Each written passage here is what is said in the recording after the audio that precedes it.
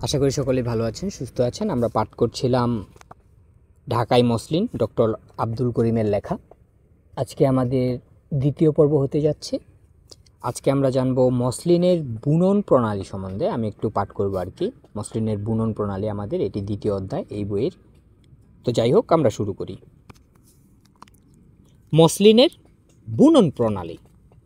যে কোনো বস্ত্র বয়নের তিনটি স্তর আছে: কার্পাস সংগ্রহ, সুতা কাটা এবং কাপড় বয়ন। ঢাকাই মসলিনের বৈশিষ্ট্য এই ছিল যে কার্পাস উৎপাদন থেকে আরম্ভ করে কাপড় তৈরি হওয়া পর্যন্ত সকল স্তরেই ঢাকা স্বয়ংসম্পূর্ণ ছিল, বিদেশের উপর নির্ভরশীল ছিল না।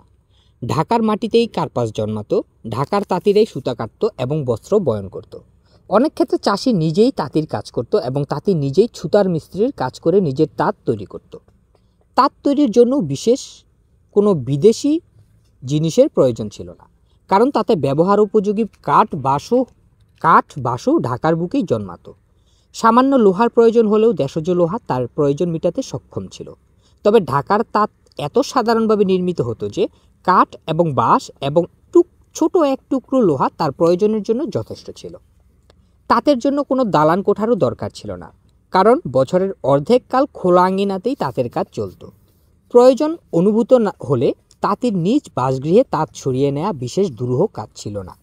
মসলিনের যখন স্বর্ণযুগ, তখন প্রয়োজনের তাগিদেই মসলিনের বুননের আনুষাঙ্গিক সকল কাজ বিভিন্ন শ্রেণীর নিপুণ কারিগরদের মধ্যে ভাগ হয়ে যায়। মসলিনের ক্রমবর্ধমান চাহিদা পূরণের জন্য নিপুণ তাঁতিরা একমাত্র বয়ন কাজ ছাড়া অন্য কোনো কাজে মনোযোগ দিতে অসমর্থ ছিল।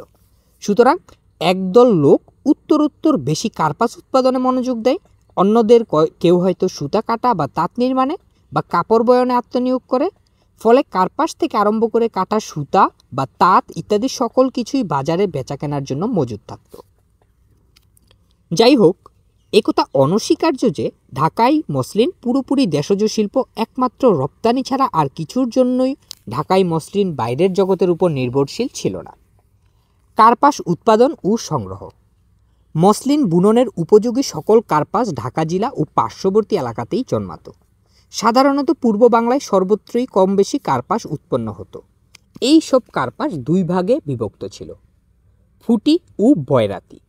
ফুটি কার্পাস বয়রাতি অপেক্ষা উৎকৃষ্টতর ছিল, যদিও বয়রাতি কার্পাস দ্বারাও মসলিন বুনন করা হতো। উৎকৃষ্টতম মসলিনের জন্য ফুটি কার্পাসই ব্যবহার করা হতো।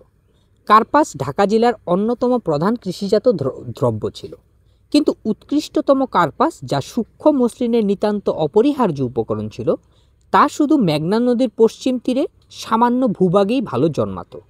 এই ভূভাগ দৈর্ঘ্যে প্রায় 40 মাইল এবং প্রস্থে প্রায় 3 মাইল ব্যাপী বিস্তৃত ছিল, এবং কেদারপুর, বিক্রমপুর, রাজানগর, কার্তিকপুর, শ্রীরামপুর, ইদিলপুর নামক পরগনাসমূহ ফুটি কার্পাস উৎপাদনের জন্য বিখ্যাত ছিল। জন টেলরের মতে এ ভূভাগে উৎপাদিত ফুটি কার্পাস পৃথিবীর যে কোনো দেশে উৎপাদিত কার্পাস থেকে শ্রেয় ছিল। তাছাড়া শীতলক্ষ্যা নদীর তীর ঘেঁষে রূপগঞ্জ থানা এলাকায় প্রায় 16 মাইল দীর্ঘ ভূভাগেও উৎকৃষ্ট ফুটি কার্পাস উৎপাদিত হতো। কার্পাস বীজ বছরে 2 বার বপন করা হতো। প্রথম ফসল চয়ন করা হতো বসন্তকালে এবং দ্বিতীয় ফসল শরৎকালে। কার্পাস গাছ সাধারণত 4 থেকে 5 ফুট দীর্ঘ ছিল। বসন্তকালে যে ফসল চয়ন করা হতো তাই সর্বোৎকৃষ্ট ছিল, সুতরাং ওই ফসলই অত্যাধিক পরিমাণে চাষ করা হতো। সাধারণত ওই ফসলের জমিতে বর্ষাকালে ধানের চাষ হতো। আশ্বিন কার্তিক মাসে ধানের ফসল চয়ন করার পর একই জমিতে কার্পাসের বীজ বপন করা হতো। কার্পাস বীজ অত্যন্ত যত্ন সহকারে সংরক্ষণ করা হতো। তুলাসহ বীজ বাছাই করে মাটির পাত্রে রাখা হতো। ওইসব পাত্রগুলো ঘি অথবা তেলে সিক্ত করে নেওয়া হতো এবং বীজ ভর্তি পাত্র মুখ বন্ধ করে উনুনের উপর ঝুলিয়ে রাখা হতো, যাহাতে রান্নার সময় ওই পাত্রে উনুনের ধোঁয়া লাগে। কার্পাস বীজকে আর্দ্রতামুক্ত রাখাই এর প্রধান উদ্দেশ্য ছিল। বীজ বপনের প্রণালীও মোটামুটিভাবে নির্দিষ্ট ছিল। জমি বেশ গভীরভাবে চাষ করার পর জমিতে প্রায় 1.5 ফুট অন্তর আড়াআড়িভাবে রেখা টান হতো এবং ওই রেখায় প্রতি ফুটে 2 থেকে 3টি করে বীজ বপন করা হতো। বপনের আগে বীজগুলো পানিতে ভিজিয়ে আর্দ্র করে নেওয়া হতো। কোনো কোনো এলাকায় প্রথমে কার্পাস বীজের চারা উৎপাদন করে পূর্বোক্ত নিয়মে জমিতে চারা লাগানো হতো। চারাগুলো একটু বড় হলেই জমি ভালো করে নিড়ানো হতো এবং চারার গোড়ার মাটি নরম করে দেয়া হতো। সময় সময় কার্পাস গাছ অনাবৃষ্টি পোকা, শিলাবৃষ্টি ইত্যাদির ফলে নষ্ট হয়ে যেত। বসন্তকাল আসতেই কার্পাস চয়ন করা হতো। কোনো কোনো সময় একই জমিতে 2 বা 3 বছর কার্পাস উৎপাদনের পর 1 বছর কাল জমি ফেলে রাখা হতো। কিন্তু সাধারণত পালাক্রমে একই জমিতে বিভিন্ন রকমের ফসল বোনা হতো, যেমন তিল, সরিষা, ধান ইত্যাদি, যাতে জমির উর্বরা শক্তি হ্রাস না পায়। 1 বিঘা জমি বপন করার জন্য প্রায় 2 সের বীজ লাগত এবং সাধারণভাবে 1 বিঘা জমিতে 2 মণ কার্পাস জন্মাতো। প্রতি সের কার্পাসের 4 ভাগের 3 ভাগেরও বেশি পরিমাণ থাকতো বীজ, বাকি 1 ভাগেরও কম পরিমাণ থাকতো তুলা। তুলার অংশেও মাত্র 1/3 পরিমাণ যা বীজের নিকটতম থাকত, যেগুলো কিনা উৎকৃষ্ট মসলিন তৈরির উপযুক্ত ছিল। বাকি তুলার মধ্যে 1/3 দ্বারা মাঝারি রকমের কাপড় তৈরি সম্ভবপর ছিল। আগেই বলা হয়েছে শরৎকালীন ফসলের সুতা বসন্তকালীন তুলা অপেক্ষা নিকৃষ্টতর ছিল। এর দ্বারা উৎকৃষ্টতম কাপড় প্রস্তুত করা সম্ভবপর ছিল না। শরৎকালীন তুলা দামেও সস্তা ছিল। ঢাকার বস্ত্রশিল্প যেভাবে উন্নতি লাভ করেছিল, তাতে ঢাকার উৎপাদিত তুলা দ্বারা ঢাকার বস্ত্রশিল্পের চাহিদা মিটত না। তাছাড়া ঢাকার ফুটি কার্পাস শুধু সূক্ষ্মতম মসলিনের জন্যই নির্ধারিত ছিল। তাই ক্রমবর্ধমান বস্ত্রশিল্পের জন্য পাক ভারতের অন্যান্য এলাকা থেকেও কার্পাস আমদানি করা হতো। এইসব তুলা প্রধানত গুজরাট থেকেই আমদানি করা হতো এবং একে সিরঞ্জ বলা হতো। এইসব তুলার সাহায্যে মাঝারি রকমের নিকৃষ্টতর কাপড় তৈরি হতো। আসাম, ত্রিপুরা, চট্টগ্রামের পার্বত্য এলাকা এবং আরাকান থেকেও তুলা আমদানি করা হতো। তাই এইসব তুলা সাধারণত ভোগা কার্পাস জাতীয় ছিল এবং এর দ্বারা শুধু মোটা কাপড় তৈরি হতো। আসাম, গারো পাহাড় ইত্যাদি এলাকা থেকে আমদানিকৃত মুগা সিল্কও ঢাকার তাঁতে ব্যবহৃত হতো এবং মুগা সিল্ক মিশ্রিত সুতি কাপড় রপ্তানি করে ঢাকার তাঁতিরা বেশ কিছু উপার্জন করে নিত। সুতা কাটা। কার্পাস উৎপাদনের পরের স্তর সুতা কাটা। বীজ সহ কার্পাসকে প্রথমে পরিষ্কার করে পরে তুলা বের করে নেওয়া হতো। কার্পাস পরিষ্কার করায়ও নিপুণতার দরকার ছিল এবং এর জন্য বোয়াল মাছের চোয়ালির দাঁত ব্যবহার করার নিয়ম ছিল। বোয়াল মাছের দাঁত ছোট এবং ঘন সন্নিবেশিত বলে একে অতি সূক্ষ্ম চিরুনি রূপে ব্যবহার করা সম্ভব। কার্পাসের উপর বোয়াল মাছের চোয়ালের দাঁত খুব আস্তে আস্তে চালিয়ে এমনভাবে পরিষ্কার করা হতো যাতে তুলা নষ্ট না হয়। আবার সঙ্গে সঙ্গে তুলার সঙ্গে মিশ্রিত পাতা, ডাটা এবং মাটি ইত্যাদি আবর্জনা বের করে ফেলাও সম্ভব। এই কাজ এমন ধৈর্য সহকারে করার প্রয়োজন ছিল যে জেমস টেলর প্রমুখ ইংরেজ লেখকেরা এতে চমৎকৃত হয়ে এর জন্য ঢাকার তাঁতিদের ভূয়সী প্রশংসা করেছেন। কার্পাস পরিষ্কৃত হওয়ার পর বীজ থেকে তুলাগুলো বের করে নেয়ার পালা। এই কাজও বেশ নিপুণতার সাথে করার প্রয়োজন ছিল।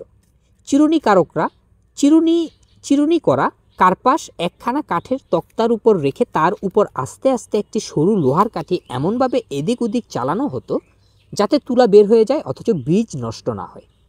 অতঃপর তুলা ধুনুনিরা যেভাবে তুলা ধুনে ঠিক সেভাবেই তুলাগুলো ধুনা হতো। একখানি বাঁশের ফলককে বেত, কলা গাছের আঁশ বা মসৃণ রশির সাহায্যে ধনুকের মতো বাঁকিয়ে নেওয়া হতো। রশি বা বেতকে আঙুলের খোঁচা দিয়ে বা কাঠ দিয়ে নাড়া হতো এবং রশির নাড়াচাড়া বা ওঠানামার সঙ্গে তুলার উপর জোরে বাতাস লাগিয়ে তুলা ধুনার কাজ করা হতো। তুলা ধুনা শেষ হলে তাকে একটি মোটা কাঠের কঞ্চির চারদিকে জড়িয়ে নেওয়া হতো। পরে কঞ্চিটাকে আস্তে আস্তে সরিয়ে নিয়ে তুলাগুলো কাঠের তক্তার মাঝখানে রেখে 2 দিক থেকে চেপে রাখা হতো এবং সকলের শেষে তুলাগুলো কুচিয়ে মাছের মসৃণ চামড়ার ভিতর রেখে দেওয়া হতো। এইভাবে তুলাকে ধুলাবালির হাত থেকে বাঁচিয়ে রাখা হতো। এরপর সুতা তৈরির পালা। সাধারণত মেয়ে লোকেরাই সুতা কাটতো। সুতা কাটার জন্য 4টি জিনিসের দরকার ছিল। এখানে আমি আরেকটু বলে রাখি, এই যে আমি আগের লাইনটি পড়ছিলাম যে পরে কঞ্চিটাকে আস্তে আস্তে সরিয়ে নিয়ে তুলাগুলো কাঠের তক্তার মাঝখানে রেখে 2 দিক থেকে চেপে রাখা হতো এবং সকলের শেষে তুলাগুলো কুচিয়ে পেঁচিয়ে মাছের মসৃণ কুচিয়ে মাছের, এই কুচিয়ে মাছটা হচ্ছে দেখতে অনেকটা সাপের মতো, অনেকেই হয়তো চিনেন। তো যাই হোক, যে এই কুচিয়া মাছের ওই চামড়াটা যেভাবে ছোলা হয় তার ভিতরে একটা ফাঁপা এক ধরনের সিরিঞ্জের মতো করে ফাঁপা জায়গা থাকে যার ভিতরে তুলা ঢুকিয়ে রাখা যায় আর কি। সেটাই বলছে যে কাঠের তক্তার মাঝখানে রেখে 2 দিক থেকে চেপে রাখা হতো এবং সকলের শেষে তুলাগুলো কুচিয়ে মাছের মসৃণ চামড়ার ভিতর রেখে দেওয়া হতো। আচ্ছা, এখন আমরা যেটি দেখছি যে সুতা কাটার জন্য 4টি জিনিসের দরকার ছিল, সেই 4টি জিনিস আমরা একটু দেখি। 1. একটি টাকু ইহা লম্বায় প্রায় 1 হাত বা তারও কিছু কম বা বেশি এবং আকারে একটি বড় পেরেকের মতো। টাকুর নিচের দিকে একটু শুকনো মাটি লেপটানো থাকতো, যাতে টাকু ঘোরানোর সময় মাটির ভারে টাকুর সেই অংশটা সবসময় নিচের দিকে থাকে। একটি বাঁশের ঝুড়ি, এতে তুলা রাখা হতো। 3. মাটির লেপটান এক টুকরা শঙ্খ সুতা কাটার সময় টাকুর নিম্নভাগ শঙ্খের উপরে রাখা হতো, যাতে টাকুর নিচের অংশ মাটির ভিতর আটকে না পড়ে এবং অনায়াসে ঘুরতে থাকে। 4. একটি ছোট পাথরের বাটি, এর মধ্যে কিছু খড়িমাটির গুঁড়া রাখা হতো। মাঝে মধ্যে সুতা কাটানি স্পিনার, যেটি কিনা খড়িমাটির ভিতর থেকে খড়িমাটির ভিতরে আঙুল গুজে দিত, যাতে আঙুল সবসময় শুকনা থাকে এবং টাকুতে পাক দিতে ও সুতা কাটতে অসুবিধা না হয়। এসব নিয়ে সুতা কাটতে বসত। এক হাতে ঝুড়ির ভিতরের তুলার আঁশ টাকুর উপরে রেখে অন্য হাতে টাকুতে পাক দিতে থাকে। এভাবে পাক হয়ে যাওয়ার পর তুলাগুলো সুতায় পরিণত হয়। অতঃপর সুতাগুলো একটি কঞ্চিতে জড়িয়ে রাখা হতো। যখন শুকনো বাতাস বইতে থাকে, অর্থাৎ বেশি গরমের সময় অতি সূক্ষ্ম সুতা কাটা সম্ভব নয়, কারণ ওই সময় সুতা দীর্ঘায়িত হয় না। সূক্ষ্ম সুতা কাটার জন্য কিছুটা আর্দ্রতা দরকার। ঢাকার সূক্ষ্ম মসলিনের সুতা কাটুনিরা সেই সময় এমন সময় সুতা কাটত যখন তাপমাত্রা 82 ডিগ্রি ফারেনহাইটের বেশি থাকতো না। সূক্ষ্মতম সুতা কাটার জন্য উপযুক্ত সময় ছিল খুব ভোর থেকে আরম্ভ করে সূর্য তাপে সকালবেলার শিশির শুকানো পর্যন্ত। ঢাকার সুতা কাটুনিরা সাধারণত অতি ভোরে আরম্ভ করে পূর্বাহ্নে প্রায় 9-10টা পর্যন্ত এবং অপরাহ্নে 3 থেকে 4টা থেকে আরম্ভ করে সূর্যাস্তের একটু আগে পর্যন্ত সুতা কাটত। এরূপ তাপমাত্রার অভাব হলে কোনো কোনো সময় পানির উপরে ভাসমান নৌকায়ও সুতো কাটার কাজ চালানো হতো। ঢাকার তাঁতিরা শুধু চোখে দেখেই সুতার সূক্ষ্মতা বিচার করত। পরিমাণ বা ওজন নিয়ে সুতার সূক্ষ্মতা বিচার করার কোনো বৈজ্ঞানিক মাপকাঠি তাদের জানা ছিল না। এই জন্য তারা প্রথমে ওজন নিত এবং পরে মাটিতে দীর্ঘায়িত করে তার দৈর্ঘ্য ঠিক করা হতো। যে সুতার দৈর্ঘ্যে বেশি অথচ ওজনে কম, তাহাই সূক্ষ্মতর বলে বিবেচিত হতো। হাত হিসাবে সুতার দৈর্ঘ্য মাপার নিয়ম ছিল এবং রতি হিসাবে ওজন করার নিয়ম ছিল। বলা বাহুল্য, হাতের কোনো আদর্শ মাপ ছিল না, বরং তাঁতিদের সর্দারের হাতের মাপের জন্য আদর্শরূপে গণ্য ছিল। মানে তাঁতিদের সর্দারের হাত আর কি আদর্শরূপে গণ্য ছিল। সাধারণত সূক্ষ্মতম মসলিনে ব্যবহৃত সুতার প্রত্যেক নালের দৈর্ঘ্য ছিল 150 হাত এবং ওজনে 1 রতি। তবে মধ্যে মধ্যে যে এর ব্যতিক্রম ছিল না তা নয়। যেমন 1 রতি ওজনের সুতার নালের দৈর্ঘ্য 150 হাত থেকে 160 হাত পর্যন্ত ওঠানামা করত। এইসব সুতার মধ্যে যেগুলো অপেক্ষাকৃত কম সূক্ষ্ম, সেগুলো টানায় এবং অপেক্ষাকৃত বেশি সূক্ষ্ম সুতা বানায় ব্যবহার করা হতো। ঢাকার কাটুনিরা যে এর চেয়েও সূক্ষ্ম সুতা কাটতে পারত তার প্রমাণ আছে। সোনারগাঁওয়ের সুতা কোনো এক সময় 175 হাত লম্বা ছিল। জেমস টেলর 1 পাউন্ড ওজনের এক নাল সুতা দেখেছিলেন, যার দৈর্ঘ্য ছিল 250 মাইল। শেষে উল্লেখিত সুতা 1851 সালের বিলাতের প্রদর্শনীতে প্রদর্শন করা হয়েছিল। সাধারণত পরিবারের মেয়েরাই সুতা কাটায় নিয়োজিত হতো। আধা বয়সী মেয়েরা সূক্ষ্মতম সুতা কাটায় বিশেষ পারদর্শী ছিল, কারণ সূক্ষ্মতম সুতা কাটার জন্য 2টি গুণের বিশেষ প্রয়োজন ছিল। 1.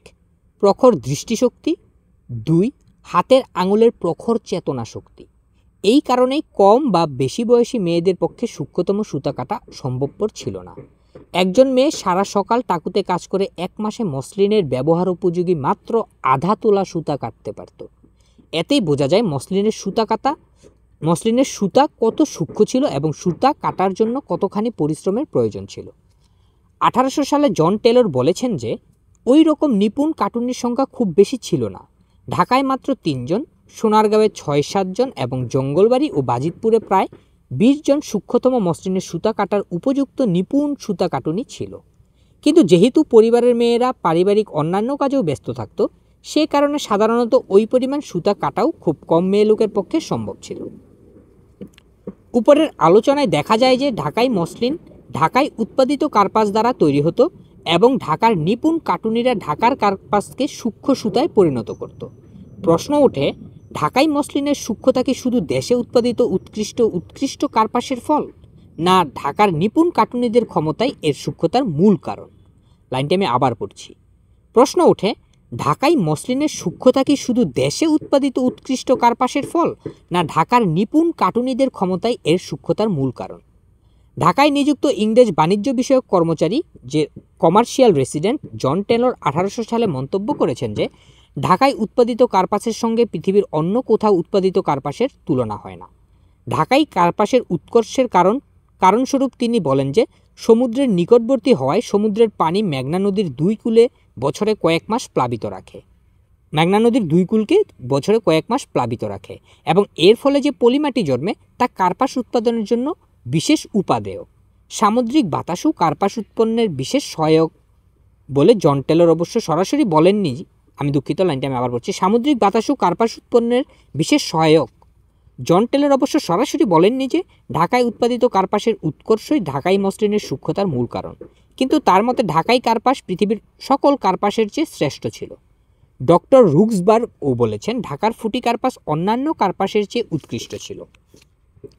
যোগীশচন্দ্র সিংহ প্রমাণ করার চেষ্টা করেছেন যে ঢাকাই মসলিনের সূক্ষ্মতা ও উৎকর্ষের জন্য ঢাকায় উৎপাদিত কার্পাসের বিশেষ কোনো দান নাই, বরং সুতা কাটুনি ও তাঁতিদের দক্ষতাই এর জন্য বহুলাংশে দায়ী।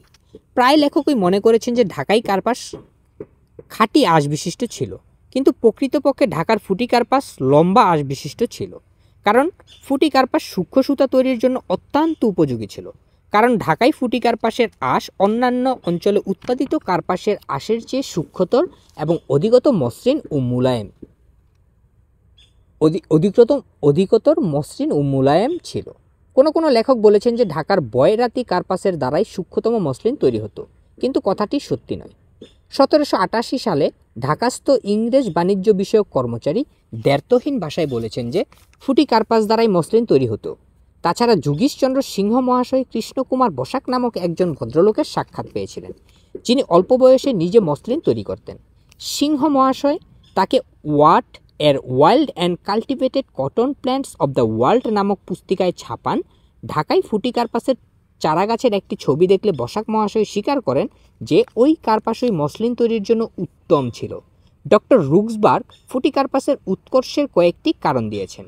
ক, ফুটি কার্পাসের চারাগাছ ঋজু এবং খাড়া ছিল, এর ডালাপালা অপেক্ষাকৃত কম ছিল এবং পাতার বিভিন্ন অংশ বেশ চিহ্নিত ছিল।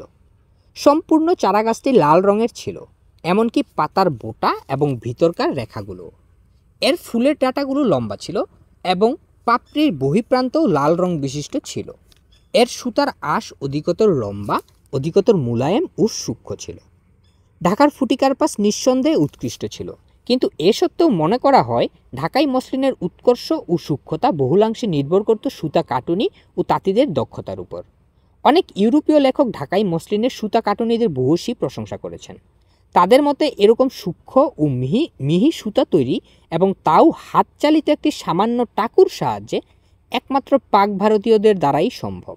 তারা বিনা দ্বিধায় স্বীকার করেছেন যে কোনো ইউরোপীয় তাঁতি এরূপ অসামান্য নিপুণতার অধিকারী হতে পারে না, কারণ তাদের মতে ঢাকার প্রস্তুত সুতা ম্যানচেস্টারের কলে প্রস্তুত সূক্ষ্মতম সুতার চেয়েও সূক্ষ্মতর ছিল। জেমস টেলর বলেন, যদিও শত শত বছর ধরে পাক ভারতীয় তাঁতিরা কাপড় প্রস্তুত করে দেশে বিদেশে প্রসিদ্ধ লাভ করেছে, ঢাকার মসলিনের মতো এরূপ সূক্ষ্ম ও মিহি সুতি বস্ত্র পৃথিবীর অন্য কোথাও তৈরি হতো না। অন্য এক লেখকের মতে, অনেকেই সত্যি মনে করত যে ঢাকাই মসলিন জিনপরিদের মতে অশরীরী জীবেরাই তৈরি করত। ঢাকায় উৎপাদিত কার্পাস অপেক্ষাকৃত উৎকৃষ্ট ছিল, কিন্তু ঢাকায় প্রস্তুত সুতা উৎকৃষ্টতম ছিল। আগেই বলা হয়েছে যে জন টেলরের বিবরণে জানা যায় যে ঢাকাই মসলিনের সুতা এত সূক্ষ্ম ছিল যে খুব অল্প সংখ্যক লোক এরূপ সুতা কাটার জন্য উপযুক্ত ছিল। কোনো ইউরোপীয় লেখক আবার মসলিনের ব্যবহৃত সুতার দোষেরও ইঙ্গিত করেছেন।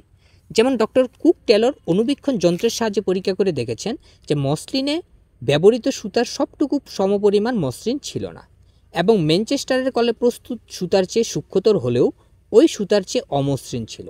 জেমস টেলর এর উত্তর দিয়েছেন, তার মতে ইংল্যান্ডে বা অন্যান্য দেশে রপ্তানিকৃত মসলিনে সমপরিমাণ সূক্ষ্ম সুতা ব্যবহার করা হতো না। উপযুক্ত পারিশ্রমিক না পাওয়ায় ঢাকার মসলিন শিল্পীরা মাঝে মাঝে কম সূক্ষ্ম সুতা ব্যবহার করে ক্রেতাকে ফাঁকি দিয়ে কিছুটা মুনাফা হাসিল করে নিত। একমাত্র মুঘল সম্রাট ও বাংলার নবাবের জন্য প্রস্তুত মসলিন ছাড়া আর সকল ক্ষেত্রেই তাঁতিরা কম বেশি ফাঁকি দিত, এবং তাদের ওই ফাঁকি অন্য কেউ সহজে ধরতে পারত না। ঢাকাই মসলিনের সূক্ষ্মতা সম্পর্কে বলতে গিয়ে জেমস টেলর আরও একটি প্রমাণ দিয়েছেন। অনুবীক্ষণ যন্ত্রের সাহায্য নিয়ে তিনি বলেছেন যে ঢাকাই মসলিনের একটি সুতা চুলের মতন মনে হয় এবং ইহার ব্যাস 1/1000 1/1000 থেকে 1/1500 ইঞ্চি পরিমাণ। পরিশেষে জেমস টেলর বলেছেন যে 1851 সালের বিলাতের প্রদর্শনীতে যে মসলিন প্রদর্শন করা হয়েছিল তা এত সূক্ষ্ম এবং তার সুতা এত মসৃণ ছিল যে অভিজ্ঞ বিচারকেরা তার সবটুকু সুতা সমপরিমাণ সূক্ষ্ম বলে স্বীকার করেছেন। ঢাকার ফুটি কার্পাস কলের সাহায্যে সুতা তৈরির উপযুক্ত ছিল না। অন্যপক্ষে লম্বা আঁশ বিশিষ্ট আমেরিকান কার্পাস থেকে ঢাকার সুতা কাটুনিরা টাকুর সাহায্যে মিহি ও সূক্ষ্ম সুতা তৈরি করতে সক্ষম ছিল না। 1811 সালে ঢাকাস্থ ইংরেজ বাণিজ্য বিষয়ক কর্মচারী কিছু কার্পাস আমেরিকা থেকে আমদানি করে ঢাকার তাঁতিদের কাছে পাঠান। অনেক চেষ্টা করেও ঢাকার তাঁতিরা সেই কার্পাস থেকে সুতা কাটতে পারেনি এবং তারা একযুগে রায় দেয় যে আমদানিকৃত আমেরিকান কার্পাস ঢাকার তাঁতে ব্যবহারের অনুপযোগী। ঢাকাই মসলিনের উৎকর্ষের আরও দুইটি কারণ ছিল। প্রথমত, ঢাকার ফুটি কার্পাসের দ্বারা প্রস্তুত সুতা ধোয়ার ফলে ফুলে উঠত না, বরং সংকুচিত হয়ে যেত। তাঁতিদের মতে যে সুতা ধোয়ার সময় কম ফুলে এবং বেশি সংকুচিত হয় সে সুতা উত্তম। ওই সুতায় প্রস্তুত কাপড়ের বুননি ঘন হয় এবং কাপড় অধিকতর টেকসই হয়। ম্যানচেস্টারের কলে তৈরি সুতা অর্থাৎ বিদেশি কার্পাসের তৈরি সুতা ধূপের সময় ফুলে উঠত এবং অপেক্ষাকৃত কম টেকসই ছিল। দ্বিতীয়ত, সুতার সূক্ষ্মতা নির্ভর করত সুতা কাটার সময় কাটুনিদের হাতের টিপের উপর। সুতা যত বেশি টিপে মুড় যেটি কিনা টুইস্ট দেয়া হতো তত বেশি সূক্ষ্মভাবে তৈরি হতো। এ ব্যাপারে ঢাকার সুতা কাটুনিরা অত্যন্ত পটু ছিল। এর জন্য সুতা কাটুনিদের আঙুলের ডগার অত্যাশ্চর্য চেতনাশক্তির প্রয়োজন ছিল এবং ঢাকার কাটুনিরা এর জন্য বিশেষ প্রসিদ্ধ লাভ করেছিল। আপাতত আমরা এখানে থামছি। আমরা পরবর্তীতে কাপড় বোনা থেকে শুরু করব, যে মসলিনের কাপড় কিভাবে বোনা হতো সেই ব্যাপারটা নিয়ে। আচ্ছা, যাই হোক, সেই ব্যাপারটা আমরা একটু পরে দেখব, কারণ ইতিমধ্যে 21 মিনিট হয়ে গিয়েছে আমি যা দেখতে পারলাম। তো আমি চাচ্ছি না আপাতত এই পর্বটা আর একটু দীর্ঘায়িত করি, কারণ এমনিতে একটু সময় স্বল্পতার মধ্য দিয়ে যাচ্ছি, বাড়িতেও একটু ঝামেলা পোহাতে হচ্ছে। যাই হোক, তাহলে আমরা পরবর্তীতে কাপড় বোনা থেকে শুরু করব। এখানে আমরা আপাতত আজকের জন্য থামছি। সবাই ভালো থাকেন, সুস্থ থাকেন, এবং আপনাদের কাছে কেমন লাগছে মসলিন সম্পর্কে আপনারা একটু জানাবেন। এবং আমি মনে করি খুবই চমৎকার একটি বই লিখেছেন ডক্টর আব্দুল করিম। কারণ আমাদের এই মসলিন যদি আমরা না জানি, আমাদের মসলিন সম্বন্ধে, আমাদের একটা ঐতিহ্য, আমাদের দেশীয় একটা শিল্পের যে একটা মর্যাদা ছিল একটা সময়, সেটা যেন আমরা জানতে পারি এবং জেনে যাতে আমরা একজন বাঙালি বাংলাদেশি হিসাবে গর্ববোধ করতে পারি। যাই হোক, সবাই ভালো থাকেন, সুস্থ থাকেন, সবার জন্য শুভকামনা। আমরা এখানেই আপাতত থামছি। ভালো থাকেন সবাই।